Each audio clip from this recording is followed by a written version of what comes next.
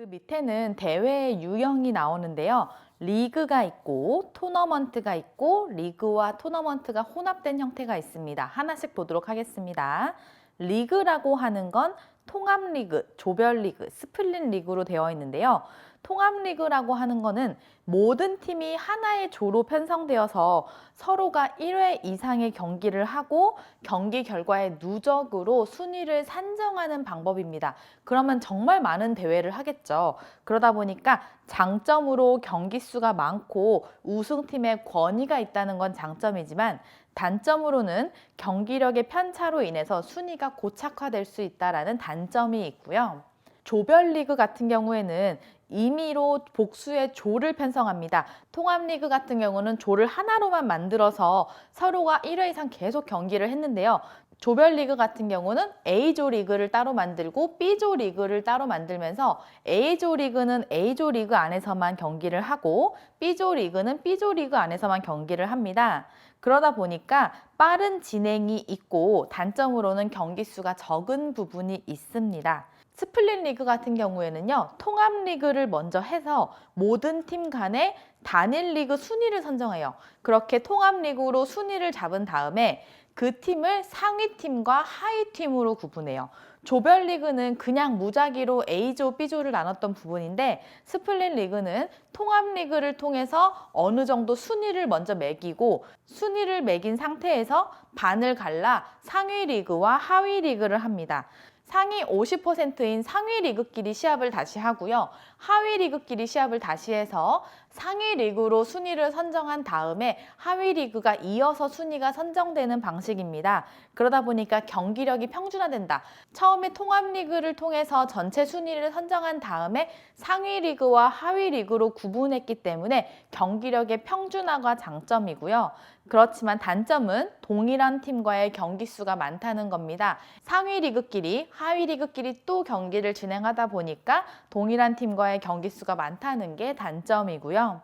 토너먼트에서 녹다운 토너먼트 같은 경우에는 승리한 팀은 계속해서 승리한 팀끼리 다음 경기를 진행하는 방식입니다. 패배한 팀은 패배하는 순간 대회가 종료되는 형식으로 패배한 팀은 별도의 순위 산정이 없습니다. 그래서 전승한 팀이 우승, 결승전에서 패배한 팀이 준우승으로 되는 방식이다 보니까 장점은 간단한 경기 방식, 단점은 경기 수가 적고 우승팀 외에 순위 산정이 어렵다는 것이 단점입니다. 더블 엘리미네이션 토너먼트 같은 경우에는 패자부활전이라고 불리는데요. 패배한 팀에게 한 번 더 기회를 줘서 2번 지면 탈락하는 방식이고요. 전승한 팀이 우승을 하는 거고요. 각 팀의 최종전 결과에 따라 팀의 순위가 결정되는 방식입니다. 이러한 패자부활전 같은 경우에는 적절한 경기 수 그리고 모든 팀의 순위가 산정 가능하다는 게 장점이고요. 단점으로는 경기력 외의 요소가 작용 가능하다는 부분이 있습니다. 스플릿 토너먼트 같은 경우에는요, 승리한 팀은 승리한 팀끼리 계속 경기를 하고 패배한 팀은 패배한 팀끼리 계속 경기를 진행하는 방식입니다. 모두 다 이긴 팀이 우승을 하는 거고요. 각 팀의 최종전 결과에 따라 팀의 순위를 결정하는 방식입니다. 이러한 스플릿 토너먼트 같은 경우에는 모든 팀에게 동일한 경기 수를 보장해 주는 게 장점이고요. 복잡한 경기 방식과 패자전의 관심 저하가 단점이다라고 보시면 되겠습니다. 그 다음에 리그와 토너먼트가 혼합된 형태가 있는데요. 첫 번째는 조별 리그 후에 토너먼트를 진행하는 방식입니다. 조별 리그 자체가 임의로 조를 선정해서 그 조 안에서 경기를 진행하는 거였는데요. 그걸 한 다음에 녹다운 토너먼트 방식을 진행하는 겁니다. 상위 N개의 팀이 토너먼트에 진출을 하고 그 넉다운 토너먼트를 실시해서 최종 우승팀을 결정하는 방식인데요. 이거는 짧은 시즌이 장점이고 조별 경기력 편차가 단점입니다. 마지막으로 통합 리그 후 토너먼트 혹은 통합 리그 후 플레이오프라고 불리는 방식이 있는데요. 이거는 단일 리그 방식으로 경기를 진행해서 리그의 순위를 산정하고요. 리그 순위 산정한 다음에 상위 몇 팀만 플레이오프에 진출하게 됩니다. 리그 1위 팀은 자동으로 결승전에 진출하는 거고요. 플레이오프에 진출한 팀들 중에서 리그가 낮은 팀 간의 경기를 해서 승리한 팀이 차상위 팀과 다시 경기를 계속하면서 결승 진출 팀을 선발하는 방식이고요. 최종 결승전에서 승리한 팀이 우승하는 방식입니다. 이거는 적절한 경기 수를 가지고 있지만 하위 팀의 동기를 저하시키는 단점이 있습니다.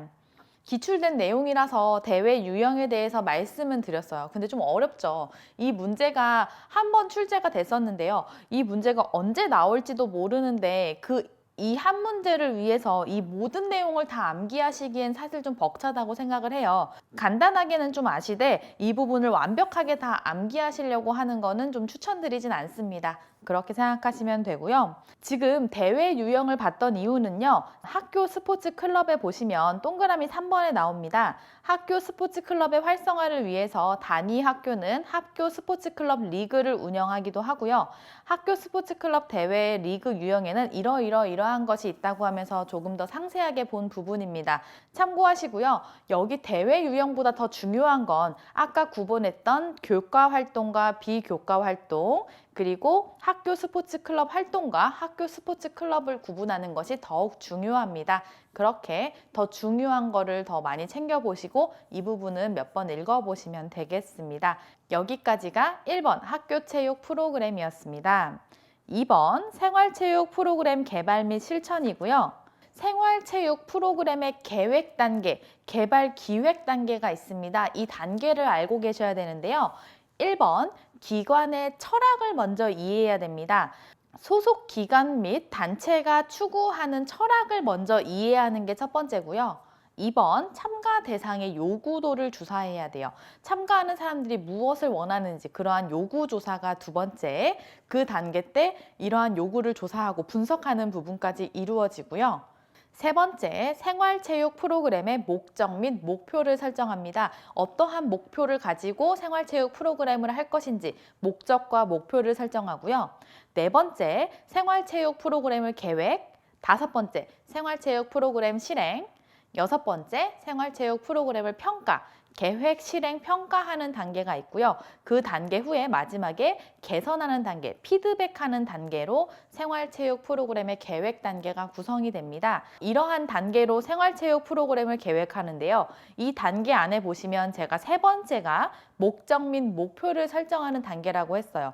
이러한 목적 및 목표를 설정하는 단계에서 고려해야 할 사항이 프로그램을 통해서 달성하고자 하는 상태 및 운동 능력을 명시해야 되고 프로그램을 구성하는 스포츠 활동 내용을 구체적이고 세부적으로 기술해야 된다. 프로그램 전개 시 일관된 지침 역할을 하도록 설정하고 프로그램 시행 후에 목표 달성 여부를 검토할 수 있도록 기술해야 된다. 3번, 생활체육 프로그램을 설계할 때는 실질적이고 실행하고자 하는 프로그램에 대한 구체적인 실행 계획이 필요하고 이러한 것이 필요하다. 1번부터 7번까지 다 챙겨서 보시면 되고요. 목적에 따른 생활체육 프로그램 유형입니다. 이거는 꼭 알고 계셔야 되는 부분이라 별표 쳐주시면 되고요. 축제형, 경기대회형, 지도형, 강습회형으로 구분됩니다. 축제형부터 보시면 친목도모, 스포츠 활동 체험 등을 목적으로 추진된다. 일회성 프로그램이나 체육에 대한 인식 향상을 목적으로 하는 부분이 여기에 해당되는데요. 체육 행사나 스포츠 축제 같은 걸로 생각하시면 되겠습니다. 경기대회형 같은 경우에는 참가자들이 자신의 스포츠 능력을 평가하고 타 선수들과 경쟁할 수 있는 기회를 제공하는 것을 목적으로 추진되며 예시로 생각하실 거는 리그전이나 시도 생활체육대회 같은 걸 생각하시면 되고요.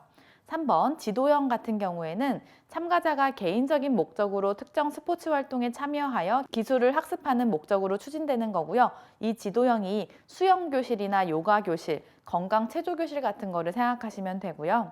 네 번째 강습회형은 생활체육과 관련하여 교육을 목적으로 추진하는 걸로 지도자 강습이나 건강 강습 같은 예시를 생각하시면 되겠습니다. 꼭 구분해서 알고 계시면 되고요. 6번 생활체육 프로그램 실천입니다. 유소년, 청소년, 성인, 노인, 장애인 스포츠 프로그램으로 구분되어 있습니다. 하나씩 보도록 하겠습니다. 동그라미 1번 유소년에 동그라미 쳐주시고요. 유소년 스포츠 프로그램을 구성할 때 유아와 아동의 신체적, 인지적 발달을 도모해주고 기본적인 사회관계를 형성할 수 있는 방향으로 프로그램을 구성해주면 되고요. 프로그램 구성 시 자결적 움직임 활동이나 다양한 신체 활동 경험, 지역시설과의 연계, 유소년의 스포츠 활동 시간대 등을 고려해서 구성해주면 됩니다. 동그라미 2번 청소년 스포츠 프로그램입니다. 청소년의 동그라미를 쳐주세요.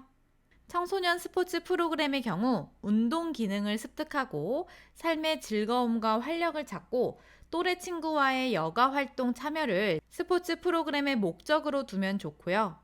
청소년기의 발달 특성을 먼저 보면 신체적, 정서적, 사회적 발달이 뚜렷하고 개인의 요구와 흥미가 뚜렷하게 나타나고 2차 성징이 나타나는 시기입니다. 이러한 청소년의 스포츠 프로그램을 구성할 때 스포츠 프로그램의 지속적 참여성을 고려하고 발달 운동 중심의 프로그램을 개발해 줘야 됩니다.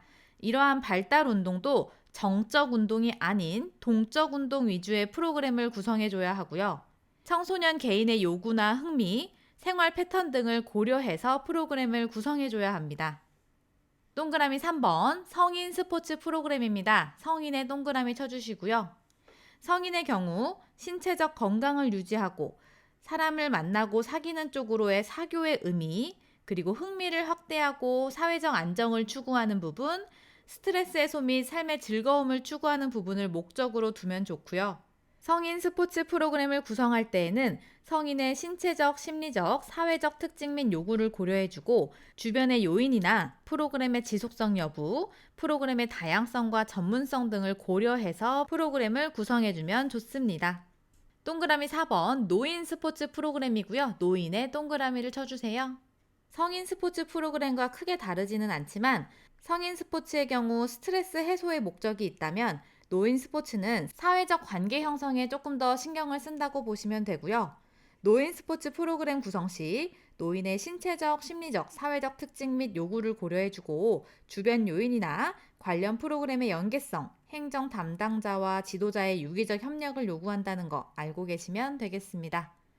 동그라미 5번 장애인 스포츠 프로그램이고요. 장애인의 동그라미를 쳐주세요. 장애인은 목적에 재활이 포함되어 있죠. 재활에 밑줄 쳐주시고요. 재활하는 부분, 사회적 관계를 형성하는 부분, 자아 존중감이나 삶의 행복을 추구하는 부분에 목적을 두면 좋고요. 장애인 스포츠 프로그램 구성 시 장애 유형별 특징과 요구사항을 고려하고 근접성이나 제반 여건, 프로그램의 지속성, 경제적 여건 등을 고려해서 구성해주면 됩니다. 생활체육 프로그램의 실천에서는 목적이나 프로그램 구성 시 고려사항을 보고 이 부분이 유소년에 해당하는지, 청소년에 해당하는지, 성인, 노인, 장애인 중 어디에 해당하는지 구분해서 알고 계시면 되겠습니다. 그 다음으로 7번 일반인 대상 스포츠 프로그램 운영 시 적절한 지도자의 행동입니다. 움직임의 개념이나 전략, 전술 이해 및 신체 활동에 적용할 수 있는 충분한 기회를 제공해 줘야 됩니다. 충분한 기회에 밑줄 쳐주시고요. 다른 사람에 대한 존중과 협동의 중요성을 경험시켜 줘야 합니다. 존중과 협동에 밑줄 쳐주시고요. 건강한 삶의 영위 수단으로서 스포츠의 중요성을 이해시켜 줘야 합니다. 건강한 삶의 영위 수단에 밑줄을 쳐주세요. 6번과 7번 내용은 어려운 내용은 아니라서 3번 정도 정독하시고 참고로 알고 계시면 되겠습니다. 3번 전문체육 프로그램 개발 및 실천인데요. 전문체육 프로그램의 지도 개발 단계, 이 6단계를 여러분은 꼭 알고 계셔야 됩니다. 1단계, 선수에게 필요한 기술을 파악하고요. 2단계, 선수 개개인의 목표나 진로, 학교 생활 등의 선수를 이해하는 단계가 2단계입니다. 3단계, 선수의 주변 상황을 파악하고요. 4단계, 우선순위를 결정하고 목표를 설정합니다. 이때 목표는 단기, 중기, 장기로 목표를 설정하고요. 5단계, 지도 방법을 선택하는 단계입니다. 지도 방법 같은 경우에는 직접형, 과제형, 상호형, 유도 발견형, 문제 해결형 등이 있는데요. 이러한 방법 중에 어떠한 방법으로 지도할지를 선택하는 단계가 5단계고요. 마지막으로 6단계는 연습 계획을 수립하는 단계입니다. 아까 생활체육 프로그램 계획 단계 7단계도 알고 계시면 되고요. 전문체육 프로그램 지도 개발 단계 6단계도 꼭 알고 계시면 되겠습니다. 제가 특별히 더 추가로 설명드리지 않아도 될 부분들은 읽지 않고 넘어간 부분도 있기 때문에 여러분이 꼼꼼하게 책 읽으시면서 복습하시면 되겠습니다. 여기까지가 4단원입니다. 감사합니다.